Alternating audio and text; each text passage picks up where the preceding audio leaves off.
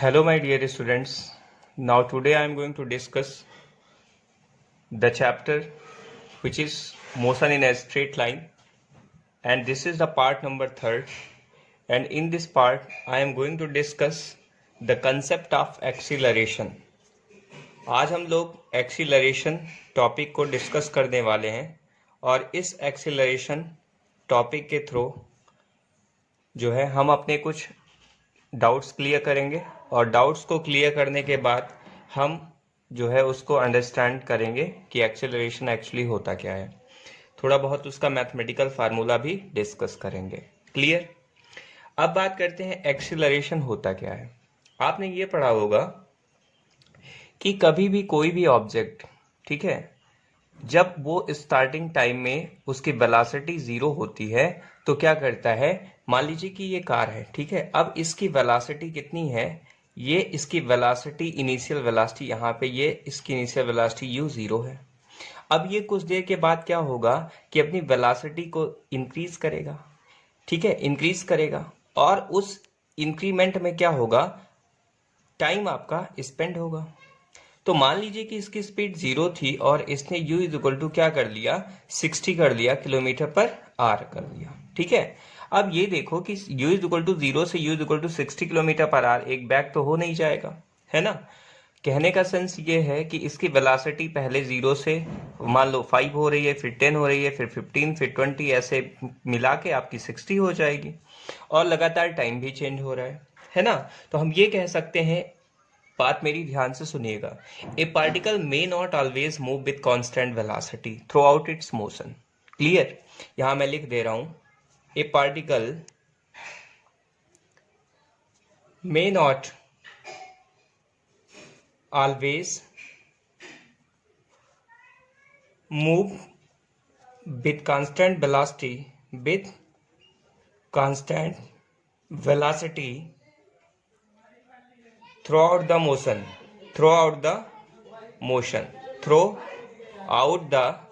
motion।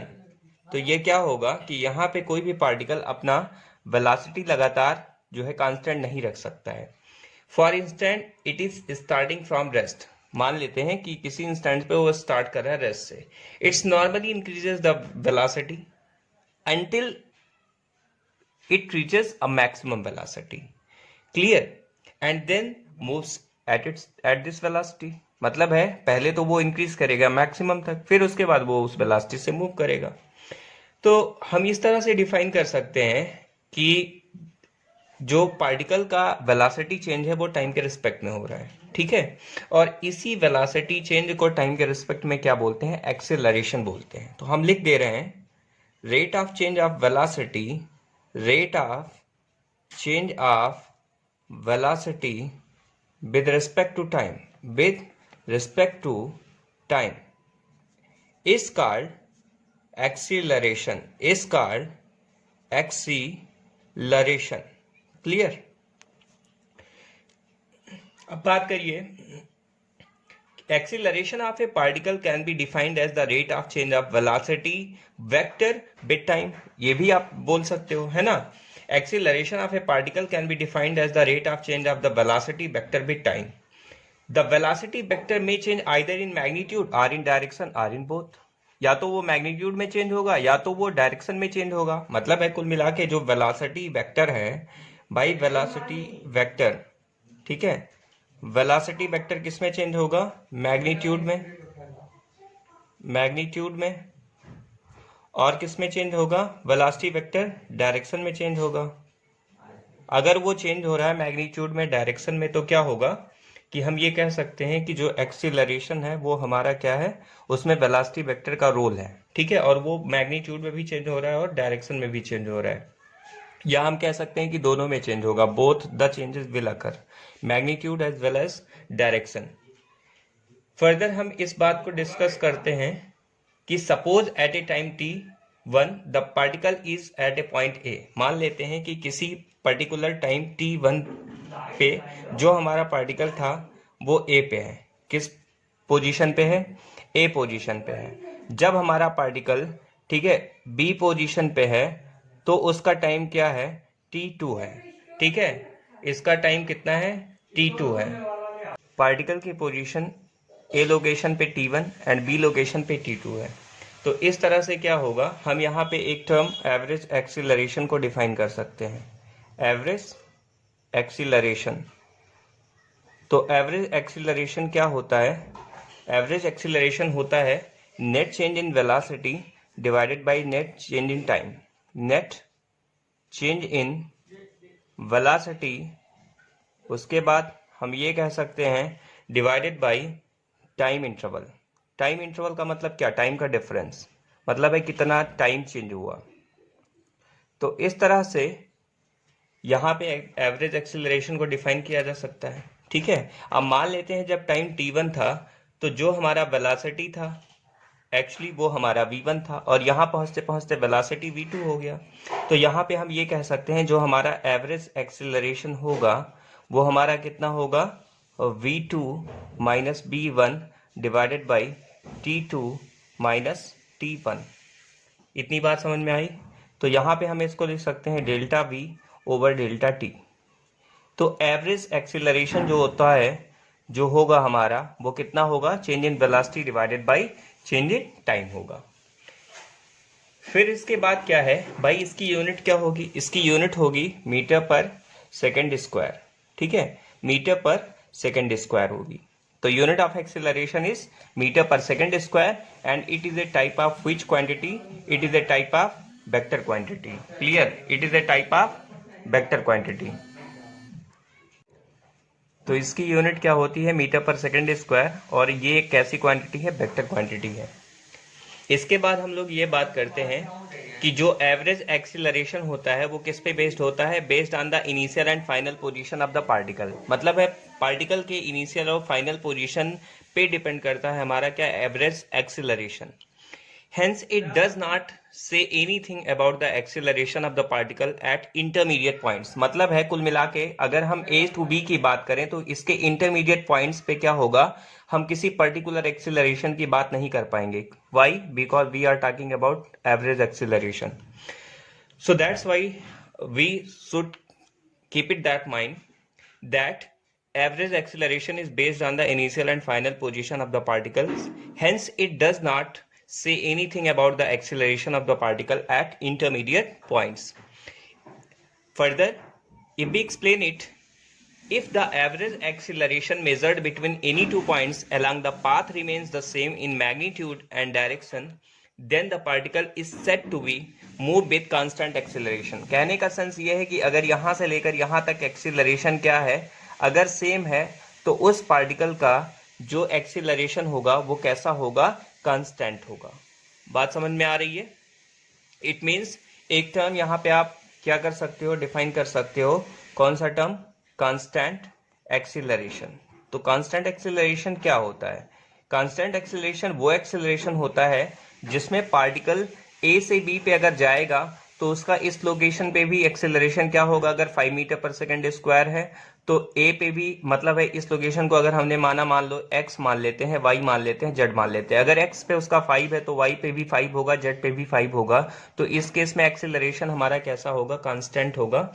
इस तरह से हम ये कह सकते हैं कि केवल और केवल ये केस हम एज एग्जाम्पल अगर कंसीडर करें तो जब भी कोई बॉडी हमारी फ्री फॉल करती है अंडर ग्रेविटी, तो वो सबसे बेस्ट एग्जाम्पल है कांस्टेंट एक्सीलरेशन का। मतलब कांस्टेंट एक्सीलरेशन क्या है, कांस्टेंट एक्सीलरेशन एक ऐसा एक्सीलरेशन है जिसमें ऑब्जेक्ट का एक्सीलरेशन लगातार सेम रहता है, वो कभी भी चेंज नहीं होता है।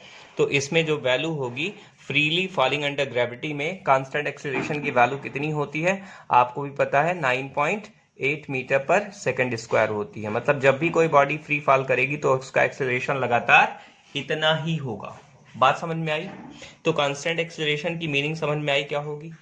ठीक,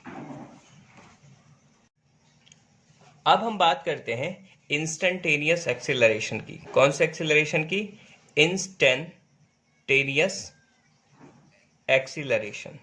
इंस्टेंटेनियस एक्सीलरेशन क्या होता है, किसी भी बॉडी का किसी पर्टिकुलर इंस्टेंट पे जो एक्सीलरेशन होता है उस एक्सीलरेशन को हम क्या बोलते हैं, इंस्टेंटेनियस एक्सीलरेशन बोलते हैं।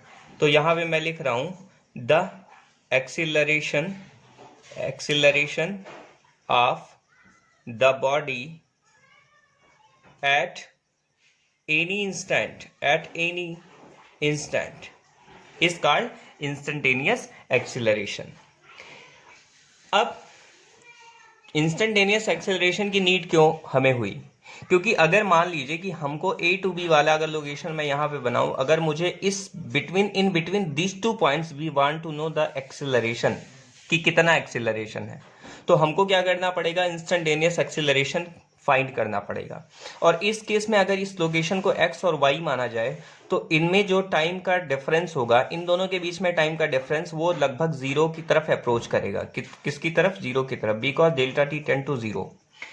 अगर डेल्टा टी जीरो की तरफ टेंड हो रहा है, इसका मतलब है एक्सीलरेशन हमारा इंस्टेंटेनियस हो जाएगा, और हम उसको कुछ इस तरह से एक्सप्रेस करेंगे, limit delta t tend to zero, और यहाँ पे delta v over delta t. तो एवरेज जो एक्सीलरेशन था उसको हमने किस में कन्वर्ट कर लिया? इंस्टेंटेनियस एक्सीलरेशन में कन्वर्ट कर लिया। किस तरह से? By approaching the limit delta t tend to zero. So that's why we can define it as a instantaneous acceleration. अब बात मेरी समझिएगा कि जो मैग्नीट्यूड होता है, अगर हम इसका मैग्नीट्यूड लें तो मैग्नीट्यूड में इसका मैग्नीट्यूड कितना आएगा आपको भी मालूम है। इसको हम इस तरह से dv बाई dt के टर्म में लिख सकते हैं ना भाई। जब लिमिट लगा देते हैं तो इसी टर्म को हम क्या लिखते हैं? dv बाई dt लिखते हैं, ठीक है। डेरिवेटिव्स, ठीक है, वेलोसिटी का डेरिवेटिव है। यहाँ पे जो मॉड लगा हुआ है, मॉड वैल्यू ये बताती है कि एक्सेलरेशन चूंकि पॉजिटिव होता है, नेगेटिव होता है, तो अगर दोनों को हम फर्दर कोरिलेट करेंगे तो पॉजिटिव वैल्यू, हम मॉड लगाने से हमको पॉजिटिव वैल्यू मिल जाएगी। बात करते हैं the magnitude of the instantaneous acceleration is mod dv by dt। अब बात करते हैं कि एक्सेलरेशन जो नेगेटिव होता है, ठीक है, अगर हमारा एक्सेलरेशन कैसा है, यहां मैं लिख रहा हूं, अगर हमारा एक्सेलरेशन नेगेटिव है, if we are define negative acceleration, then what we will have to do? This will be treated as a de-acceleration। इसको हम क्या बोलते हैं? de-acceleration बोलते हैं। तो कोई भी बॉडी डी एक्सीलरेट करेगी, ACCLERATION,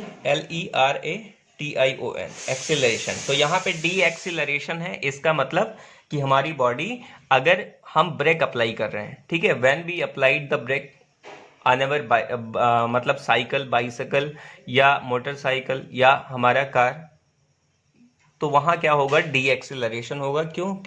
क्योंकि वहां पे क्या होता है? हमारी वेलोसिटी डिक्रीज होती है। किसके रिस्पेक्ट में? टाइम के रिस्पेक्ट में डिक्रीज होती है। क्लियर? अच्छा, अब एक और इंपॉर्टेंट पॉइंट, अगर ध्यान से सुनिएगा मेरी बात, अगर मैं वेलोसिटी को कार्टेशियन टर्म में एक्सप्रेस करूं, कार्टेशियन टर्म में एक्सप्रेस करने का मतलब है क्या? v को हम, ठीक है, ध्यान से सुनिएगा, चलो अच्छा, पहले v को नहीं, बल्कि हम पोजीशन वेक्टर को r को मैं लिख रहा हूं, तो r को अगर मैंने xi प्लस वाई जे के टर्म में क्या किया है? डिफाइन किया है, तो क्या होगा? जो dr बाई dt होगा, यहाँ पे हमको क्या मिलेगा? dx बाई dti, और प्लस हमें मिलेगा dy बाई dt इंटू जे। कहने का सेंस ये है, dx बाई dti को हम बोलते हैं vx, तो यहाँ पे vxi, और यहाँ पे क्या हो जाएगा? by हो जाएगा, और dr बाई dt को क्या बोलते हैं? dr बाई dt को बोलते हैं वेलोसिटी।